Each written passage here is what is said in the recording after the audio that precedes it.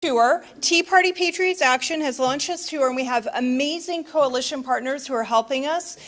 They include the Election Transparency Initiative, the Election Integrity Network, the Texas Public Policy Foundation, the Immigration Accountability Project. We've got a speaker, their president, who will be speaking from there later, and then the State Freedom Caucus Network as well.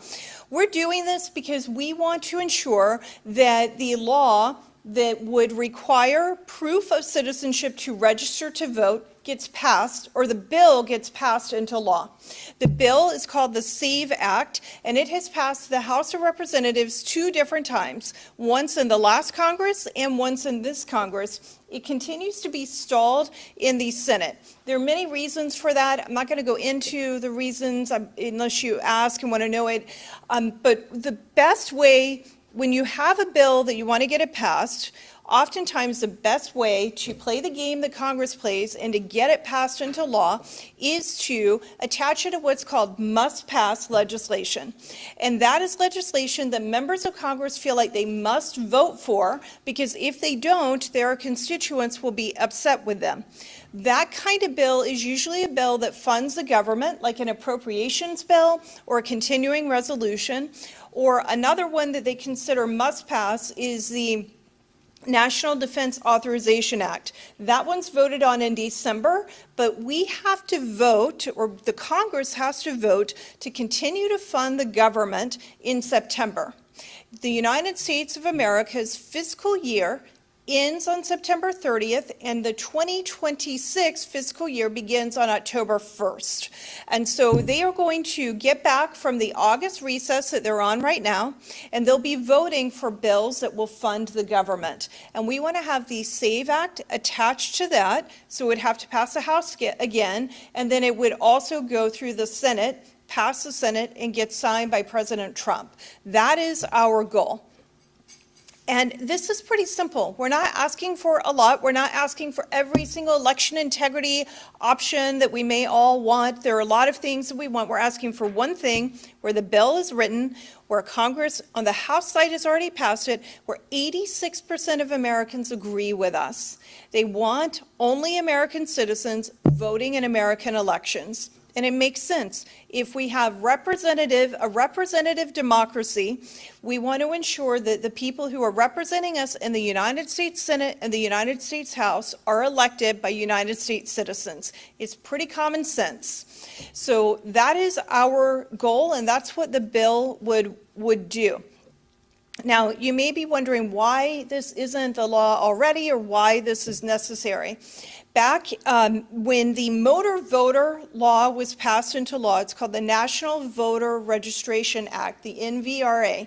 When it was passed into law, there's a form that goes along with the motor voter law that is used for voter registration. So when you go to your local Department of Motor Vehicles and you get your driver's license, you also can register to vote. That form does not require proof of citizenship.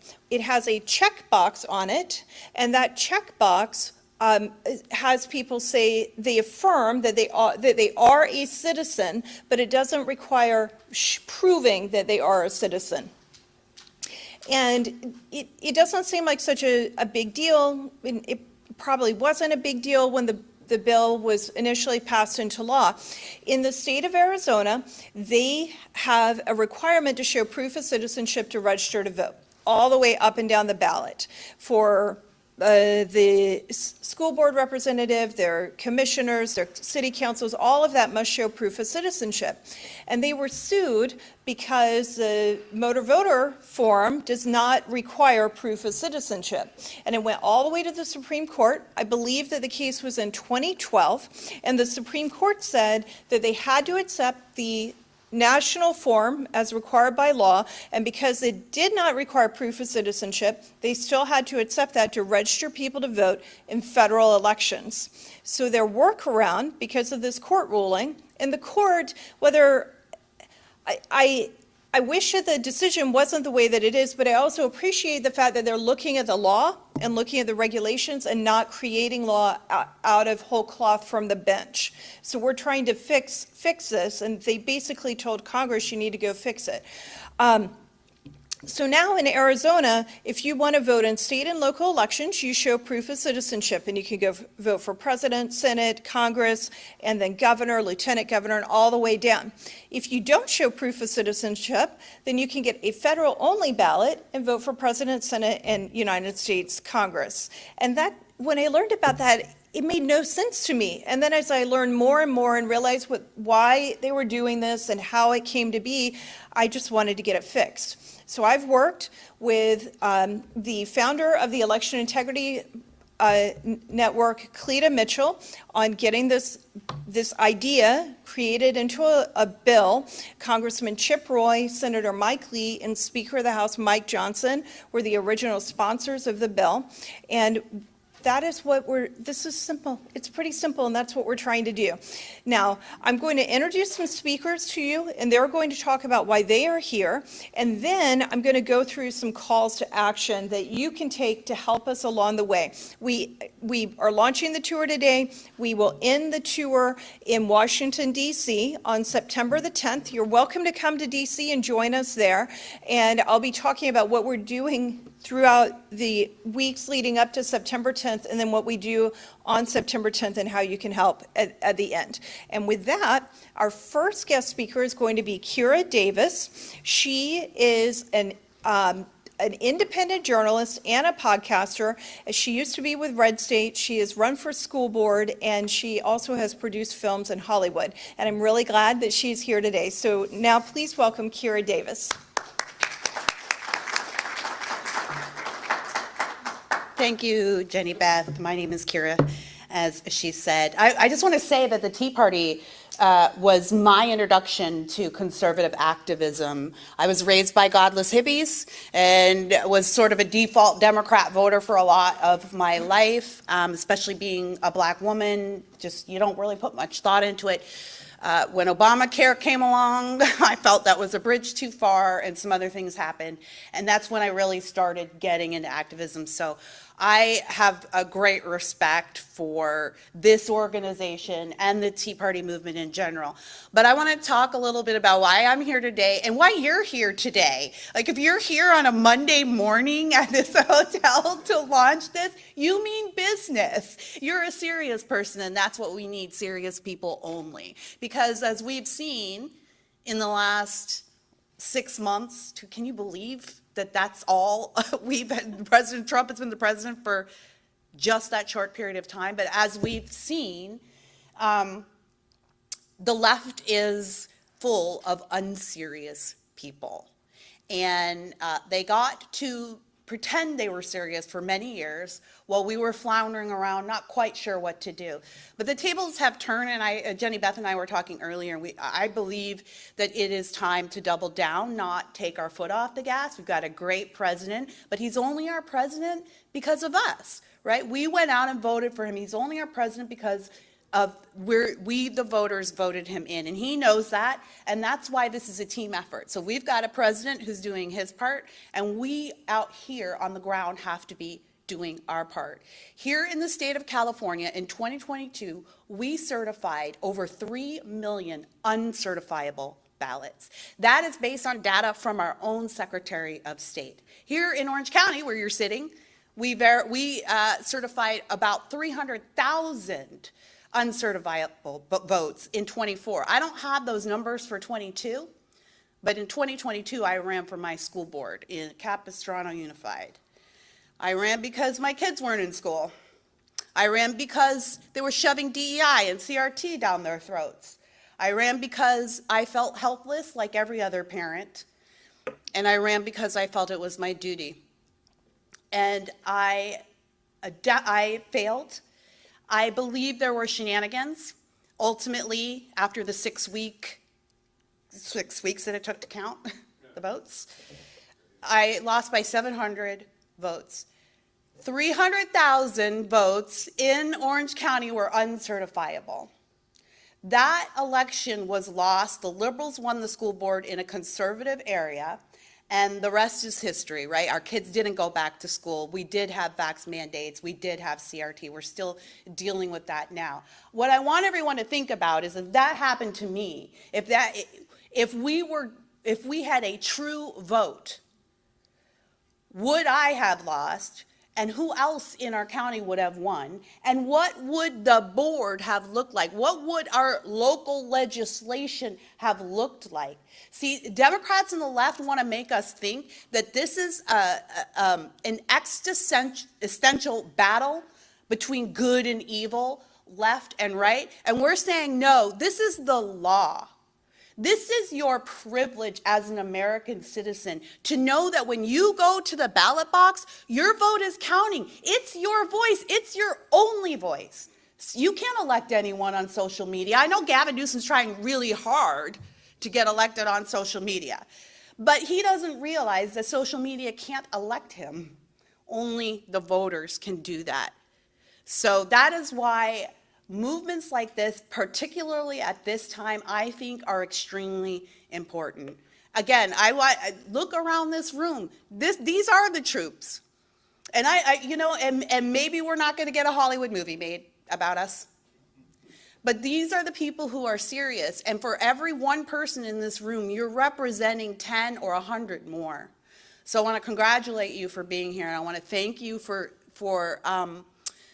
valuing our state the way that I do, and for valuing our nation the way that I do. So I am excited to learn more about what the bus tour, what their goals are, and what action items we can take. But before I leave this mic, I just want to encourage you, you're not alone. In California, we have been lied to and so divided, and we have been told that we're alone, especially here in Orange County. We're the last little bastion here. It's just you guys. And now they're going to carve us up. They're going to try to carve us up. I don't think it's going to be successful. I really don't. But they're going to try.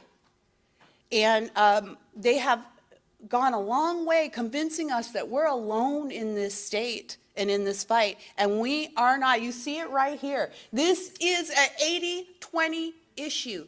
I don't believe this country is 50-50. That's a lie. We're the majority. We haven't been acting like it because we've been lied to for so long. I think a lot of us have had Stockholm syndrome, or a lot of us are like, well, maybe I am the crazy one. I feel like I'm in the majority, but it doesn't look like it. That's why they're fighting so hard. That's why they're protesting against safety, protesting against verifiable voting. It makes no sense. This is a phrase we have said over and over again this morning. It makes no sense, but it makes sense if you understand that they are on the ropes and they know that their only path to victory is to cheat. And that's the truth. We have proof of it.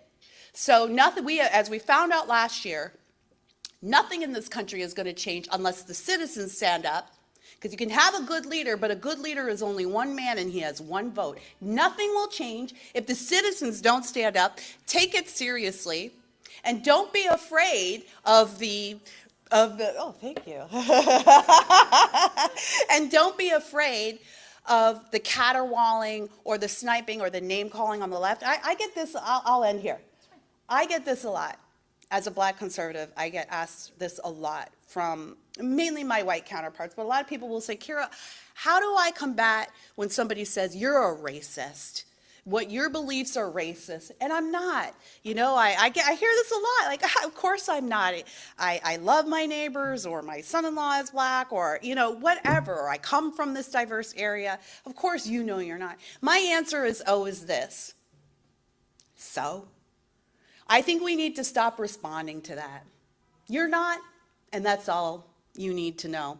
But when we start responding, when we start trying to prove to people, qualifying ourselves, let's stop qualifying ourselves. They have to qualify themselves. They have to justify themselves. We don't have any need for justification. We're not dividing people. Charlie Kirk likes to say this: diversity is not our strength, unity is our strength. Unity is our strength. They're always talking about dividing, diversity, dividing.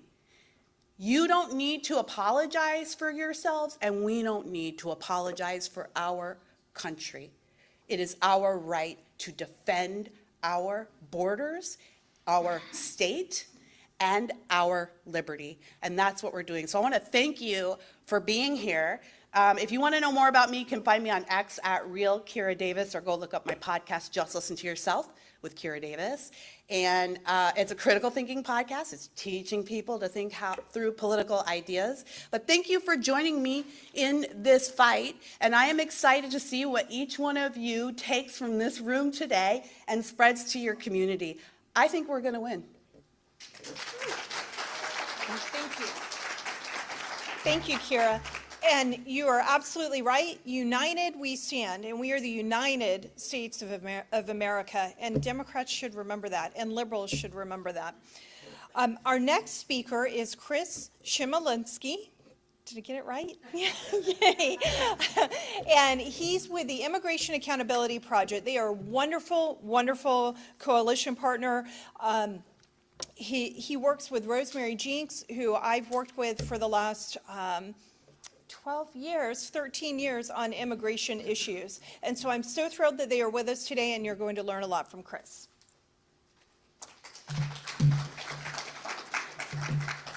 Well, good morning. Thank you, Jenny Beth, and thank you to Tea Party Patriots for hosting this bus tour.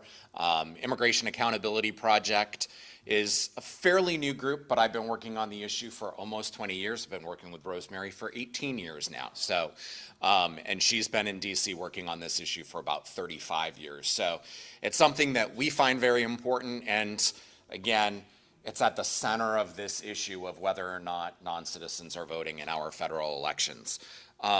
Again, I'm the president and co-founder of the Immigration Accountability Project. We advocate for immigration policies that secure the border, stop illegal immigration, protect American workers, and serve in the national interest. We just feel that the immigration policies really over the last 30 to 40 years, the last bill that was passed that had a significant impact on immigration policy was back in 1990. And then just prior to that, we had the 1986 amnesty bill.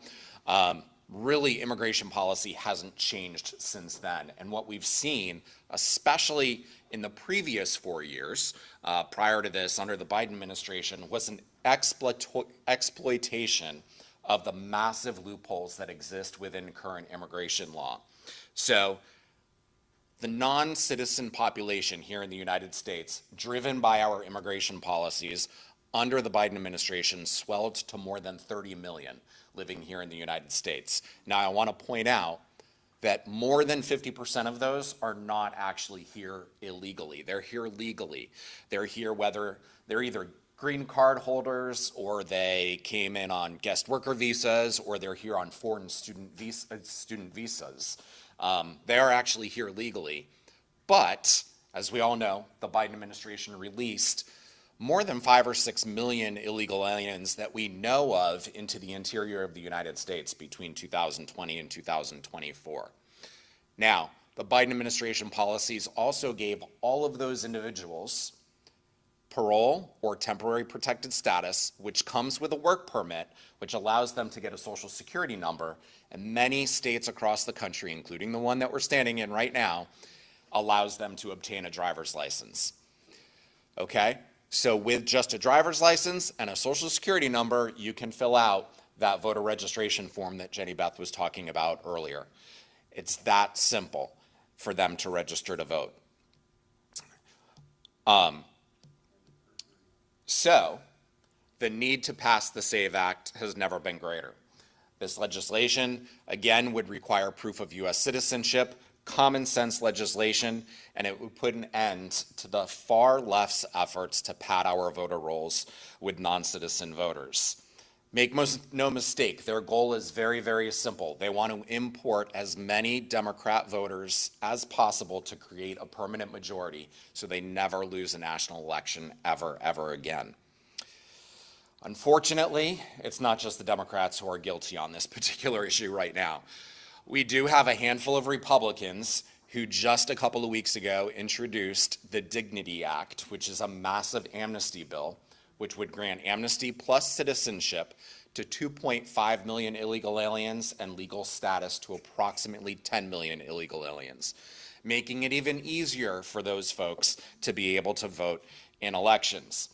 Now, not only does this legislation make absolutely zero sense under current circumstances where we have an administration that's effectively enforcing immigration laws, and through most recent employment data, we've seen that up to 2.6 million foreign citizens may have left the country in the first 6 months of 2025. So not only is it counterintuitive to that, but these 10 Republicans that are behind this bill just also recently voted for $150 billion worth of immigration enforcement through the One Big Beautiful Bill Act. Okay, so it just, again, doesn't make any sense as to what they're doing, but it also undermines the effort by Representative Chip Roy in the House of Representatives and Senator Mike Lee in the Senate, who have introduced the SAVE Act and are pushing to put an end to non-citizen voting and require proof of U.S. citizenship to act. So instead of pushing this amnesty bill, I'm pleading with these Republicans and so many others that are out there to join with us and the millions of Americans, the majority of American voters who support putting an end to non-citizen voting, passing the SAVE Act, and ensuring that no U.S. citizen ever has their vote taken away or nullified by a non-citizen who's voting in our elections. Thank you for coming. Happy to be here and excited to get going and spread our message across the country for the next 3 weeks. Thank you. Thank you so much, Chris. And you know, Chris, I've been to the border and along the border many times, and one of the things that I heard from border sheriffs and border patrol was that if we just had a president who would enforce the law, we'd have a secure border. That's all it would take. And President Trump has proven that is actually indeed all that it has taken is the willpower to enforce existing law, and I'm so grateful he has done that.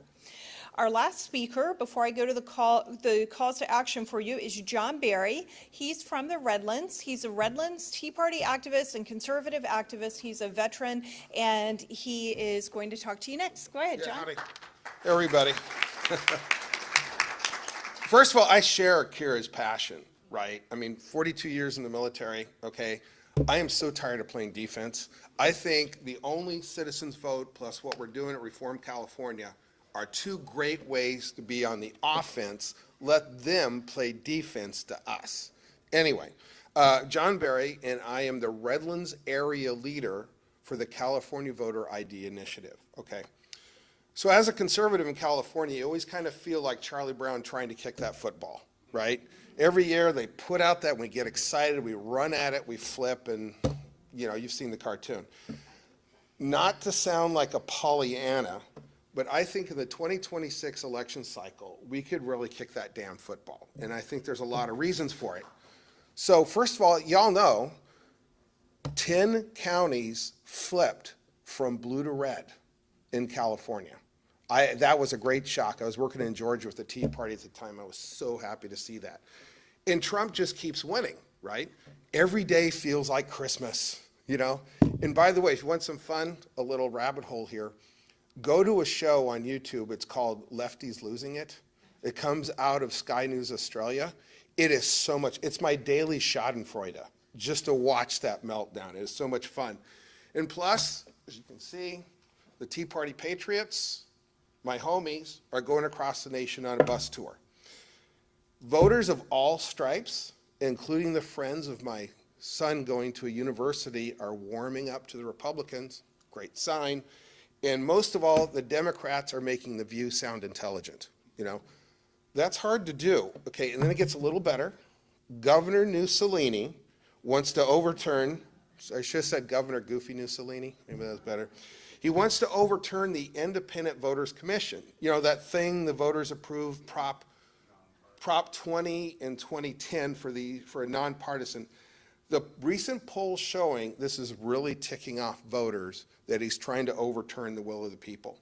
All these factors combined are creating momentum for we Californians actually to kick a football.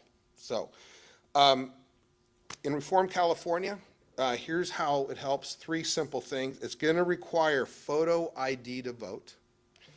It verifies citizenship when you vote. and it requires accurate voting lists.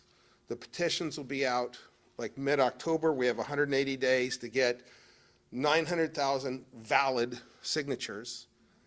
It's overwhelmingly supported even by Democrats. The challenge is getting those signatures, because they're going to play every trick they can to get us. One second here. So these are the first steps toward a fraud-free election in California, right? Sounds like an oxymoron, doesn't it? Right, for that. But it is possible. By the way, you guys got to follow a guy named Shiloh Marks on Twitter. He is with an election. He has had significant success going county by county, getting dead voters, ineligible voters, and illegal voters all off the voting rolls. So that's because that's their source of fraud. And he's done an excellent job getting that. So my job, and I'm going to use my semi-clean garage in Redlands as a depot for the California voter ID. I'm going to be collecting signatures, training people, and when the campaign comes, I'll be using my garage as a sign distribution point. So if you haven't already, please go to reformcalifornia.org, reformcalifornia.org, and there's a button there to click California Voter ID Initiative button for many ways you can help. But this is a real grassroots effort, and God, it's going to be fun. We get a way into the beast. Finally, thanks to the Tea Party Patriots, I had the honor and the opportunity to work in Georgia with them in October and November. The staff there is hard-working and uber dedicated.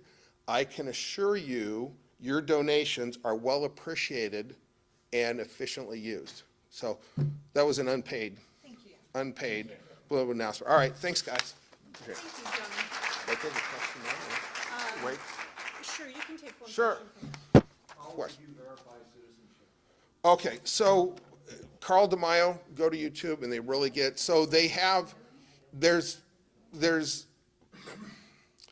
once somebody submits it, there's going to be a database where somebody can submit the last 4 digits of a driver's license, Social Security, a passport, and they're going to compare those voters coming in with the signatures.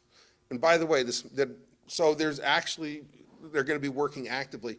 This campaign, to their credit, they're just not taking signatures at the end. They're going to be verifying signatures as it goes along, right?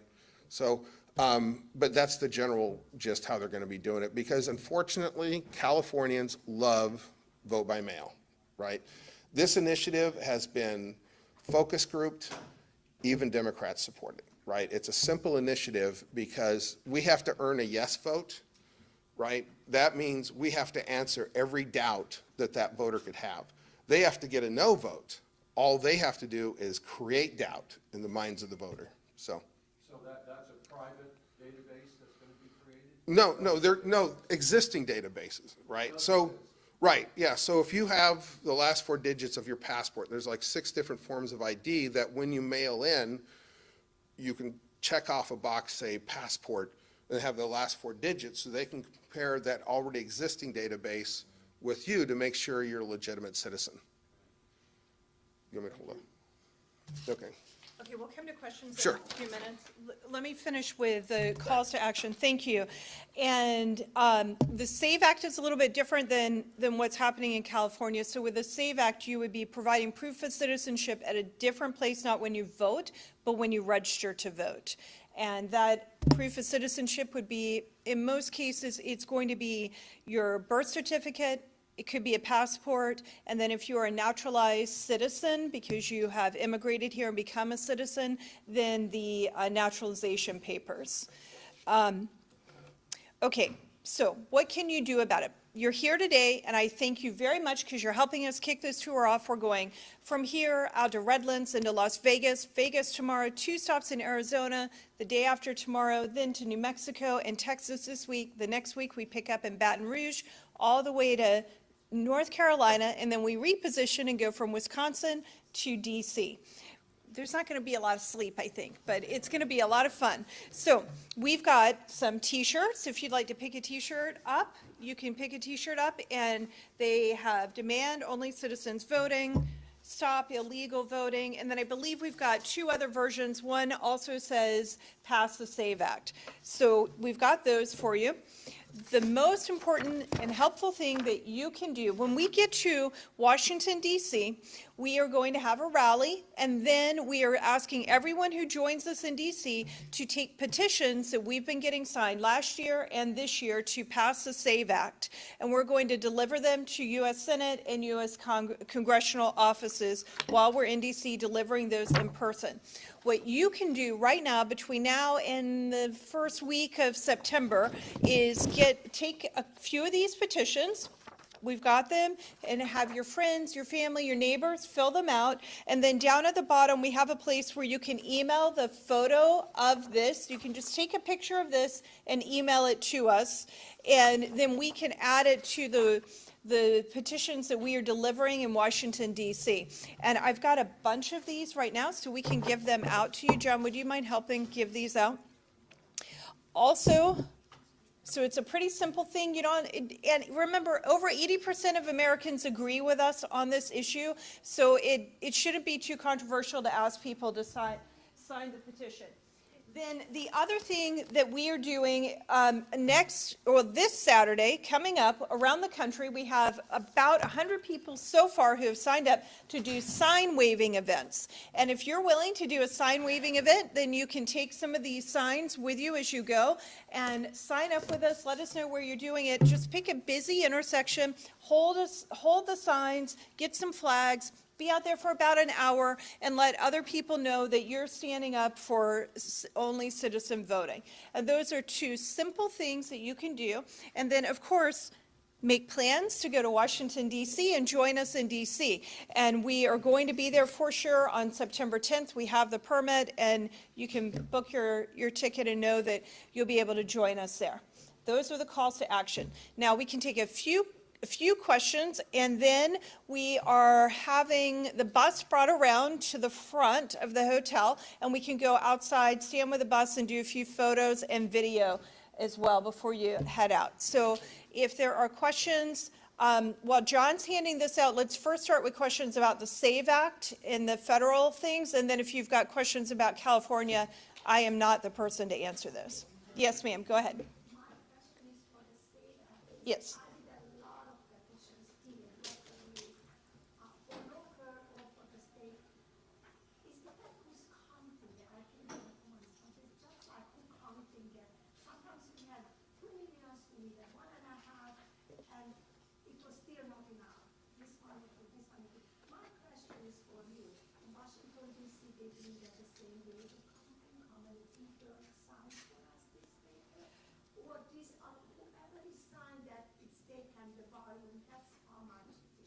I'm sorry, in Washington, D.C., say one more time, I just couldn't hear you.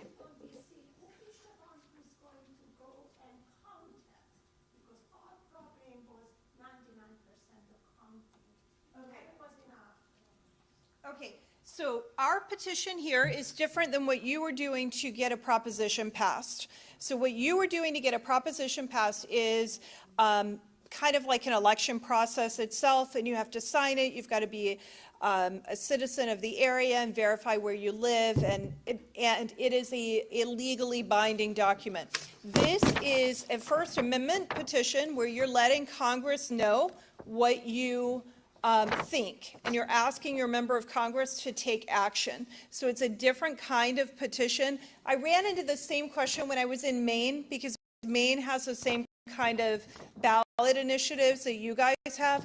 So you can sign it, and then if you send us the photos and we get them in that first week of September, we're going to type the information, put it in a list, and then divide it up between, so that we've got a list for each of the senators and a list for the congressman, for the particular congressman. That's why we're asking for addresses as well.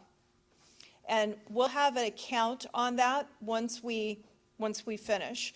Also, but this is a First Amendment petition, so it's not the same kind of thing. And we'll delete. You're saying it's not legally binding? Yeah, it's saying this is how we think, this is what we think. In Congress, we want you listening to us. So it's not putting something on the ballot. It's a little bit different than the kind of petition you'll be signing in October for the California reform. Does that answer your question fully? Okay. Yes, sir. My question is, how are they going to go about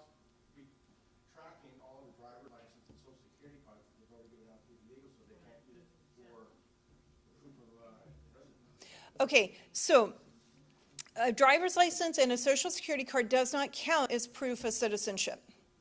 And that's really the most important thing. To prove your citizenship, you have to have, what the real ID driver's license does is it proves you are who you say you are.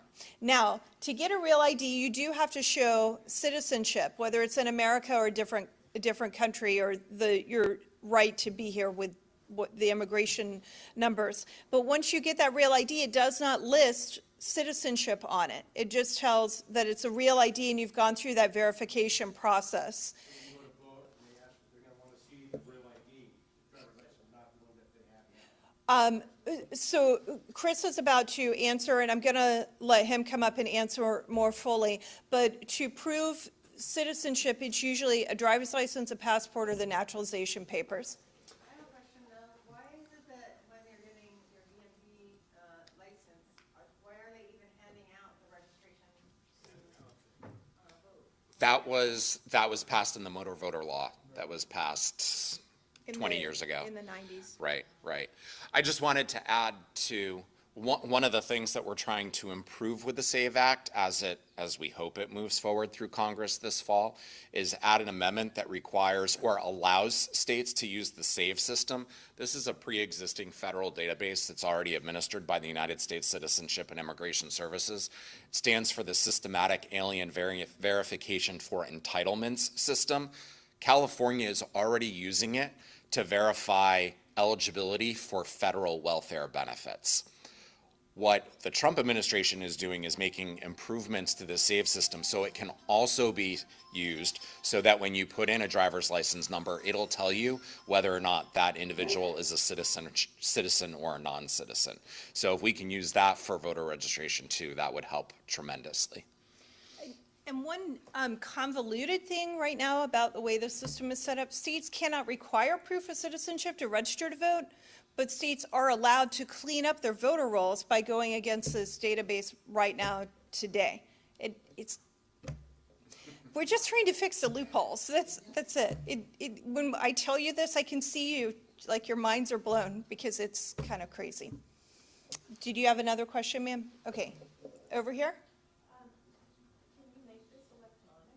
Yes, we can. If you go to demandonlycitizensvote.com, which is the URL right up here, we've got the electronic version. Yeah, and you can just, and there's a specific link for the petition as well, but I don't know it right now. However, you signed in when you came here, so I'll make sure we get that specific URL, and if we don't have it by the time we walk outside, we'll email it to you later this afternoon. Sure. Go ahead. And then you gotta have one day only in the whole country to vote. Yes, election day, not weeks or month. One state 1 month, the other state the other month, and like that, they don't have a chance to cheat one day, and that's it. Yes. That's the way we do in Mexico. I'm from Mexico, and we do in Mexico, the third world country. Why we cannot do over here in this country?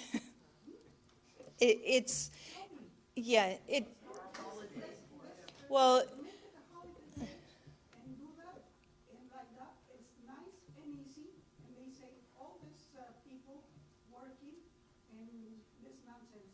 yes, I completely agree with you. We're not addressing that in this, in the SAVE Act, but remember at the beginning I said we're picking this one piece of low-hanging fruit. I completely agree with you. And make it a national holiday if that's what it takes in order to, Mexico, they close, they don't sell no alcohol all day. oh.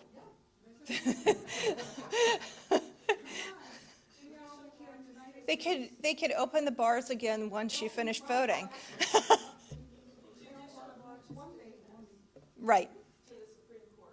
It's going to be at the Supreme Court next session, election day voting. And Right. voting after. Yeah, and Tom Fitton with Judicial Watch has been a champion on this issue. He keeps pointing out over and over, the Constitution says election day, not days. And in the state of Virginia has 45 days. It's a little, it makes managing the election and administering the election very cumbersome for the employees of the government who have to do that. And then the volunteers who show up as poll watchers, and it makes campaigns more expensive, and it keeps those ads going even longer. If you're sick of the campaign ads, if we had a shorter election cycle, it would eliminate it. But anyway, yes, ma'am. Stop the vote by mail, because I was in the registrar office just last time, I think something, but last time, even after a big test already, after election day, and they still accepted the voting ballots. It went through, and we were very blessed. Well, I think that part of this case that's going to go before the Supreme Court will deal with when, like how long they can continue to accept ballots after Election Day, I believe. I'm not an attorney, so I may be wrong on that. Mail-in ballots, I understand what you're saying. We're not trying to address that with what we're working on, but I know that there are a lot of people, and the Election Integrity Network is working on that particular issue. Also, I believe that today the president had a post out on Truth Social elaborating on more election integrity initiatives that he wants to incorporate. And I hope we can champion those as well. But I haven't finished reading the post because I was in this room when it came across. So I glanced at it.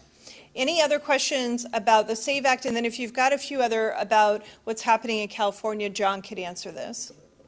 I got it. Yes. So you stated at the beginning that it passed the House, right? Yes. Twice. Yes, bipartisan support.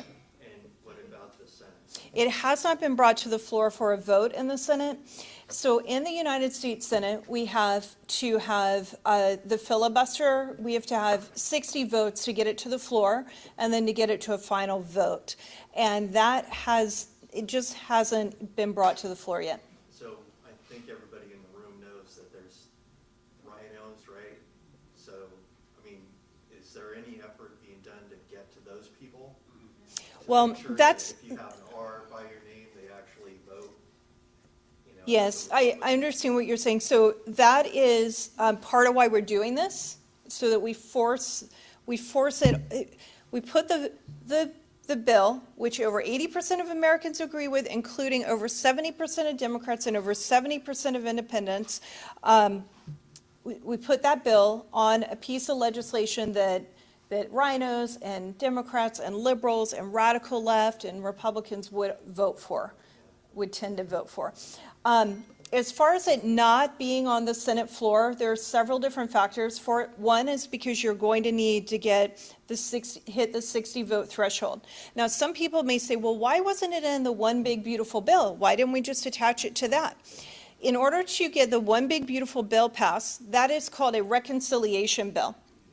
And it bypasses the 60 vote filibuster threshold. In order to bypass it, the rules are set up so that it can only affect the budget directly. And this bill does not directly affect the budget, it is policy. And if it's a policy bill, you're not allowed to put it into something like the One Big Beautiful Bill. And you may be going, well, why didn't they change the rules and make that possible? Just remember, if we do it, it can be done to us. So you have to be willing to live with the consequences of changing the way the Senate operates. So this is one that wouldn't meet the policy, because it's policy, it wouldn't meet that requirement. The other thing is there are a lot of things that the Senate is trying to do, and their biggest bottleneck is the time. And Democrats are wise, and they understand that, and they're holding up many of President Trump's nominees and making them take forever. And so if the leader has to decide between pushing forward with a nominee or pushing a vote on a bill that may not pass, he has to make the decision which he's going to do. And getting those nominees confirmed is very important. So to that point, you hear about the difference between a recess versus vacation, right? He could have just gone out on recess and Trump could have had all those nominees. he could have. In whether I'm not here really to bash on the Senate procedure, but I'm also not here to completely defend it either. I will say this, Democrats did not recess during President Obama's administration as well. Somebody who worked for the Senate pointed that out to me recently. I don't understand the decision not to recess, but it has happened also when Democrats controlled the Senate and Obama was president. So it's not completely unusual, and I don't think it's just a knife in President Trump's gut, even though it feels that way. I thought, well, I mean, maybe this could be a sidebar, but I thought that was one of the reasons why they had the new vote on the new leadership, as far as Mike Johnson coming in. He agreed to have. So the House and the Senate are different chambers, and they have different rules. And the rules that they worked on in the House did help improve a lot of the process in the House. And Mike Johnson, Speaker Johnson, is very good at listening to everyone in his conference. And I don't envy his job, but he has his phone number out, and everyone will call him and voice their opinion, and he listens, and he's getting things done, and he's getting bills passed that the media and pundits would otherwise say would not happen. On the Senate side, there was a challenge to the leadership in the Senate side, and Rick Scott would have been a great leader of the Senate, but we did not win that fight. So we still have work to do on the Senate side rules and procedures. I also want to say, just in response to your question, that the recess appointments have a more temporary They do. quality to them. It's not the same as actually getting the approval. We need to get them fully confirmed. So it could help because there would be people in the positions. But President Trump has been really good. Like, look at how many different hats Marco Rubio has worn. Once they're confirmed, they can have other jobs added to them. It's very frustrating. There are over 100 that are delayed right now. Right, and I guess some of the conversations that I have with people, it's like, Democrats, they'll do whatever, okay? And part of the meaning, the very meaning of conservative is, you know, you don't get outside your box, you know, you kind of don't tell people what you're doing, but you do the right thing, you know? And so when you go to Washington as a Republican, you're kind of, you're assumed to do the right thing, but you don't always. And I guess that's part of my frustration. The Democrats vote together, you know, and the Republicans don't. It seems like to me that, you know, there's always like a Democratic caucus where they're going, okay, this is how we're going to do it. And don't anybody step out of line, or you're gone. But the Republicans don't do that. There's always like a handful. So, but sometimes I don't want the Republicans to always vote together, because sometimes the ones who are like saying no are my champions who are trying to make things better. Here's the philosophical difference between a conservative and a liberal normally is that we are very independent spirited, and we believe in individual responsibility. And when you are part of a party that believes in the responsibility for the collective, and that the collective is better, philosophically, you're already going to tend to vote together. Republicans can drive me insane. And we supported the challenge to the speaker, and back in January of 2023, headed into when McCarthy became speaker. And then when it changed again, we were very active in that process that led to Speaker Johnson. So we definitely are part of the group that will challenge sometimes.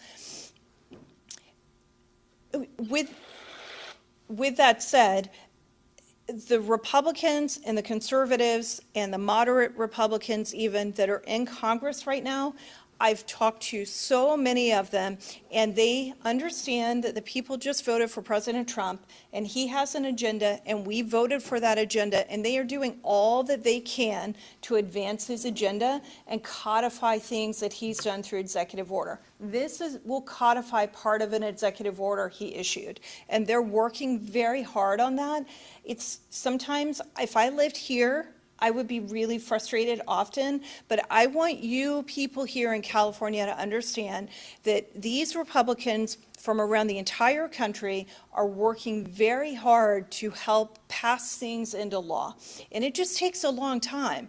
And our system, as frustrating as it is designed to take a long time to make change. We saw what happened in 2020 and 2021 when rapid change happened because of COVID. And tyranny happened very quickly. Our system is designed to guard against tyranny, and it takes a long time. So it's actually a feature, and it's frustrating, but it is a feature. And we just keep working it and expressing ourselves and doing things like getting people to sign our petitions and make our voices heard, and we will make a difference because of you and all of you who are here today. So thank you very much for being here. We're going to go outside to the bus and make sure you grab a couple of signs, and I'll answer any more questions as we're headed there. I just signed this petition. Why don't I pass it around so that everybody here can sign it? Oh, that's a good idea. Yes. I think she's a reporter, so she's probably not going to, but we can keep passing it around. But thank you for passing it for us. Okay, guys, thank you so much. Woo!